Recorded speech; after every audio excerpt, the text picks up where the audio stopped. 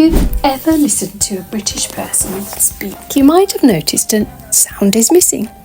We often drop the sound for the letter R at the end of words or before another consonant. This changes everything. For example, a person with an American accent might say something like, I parked my car in the garden.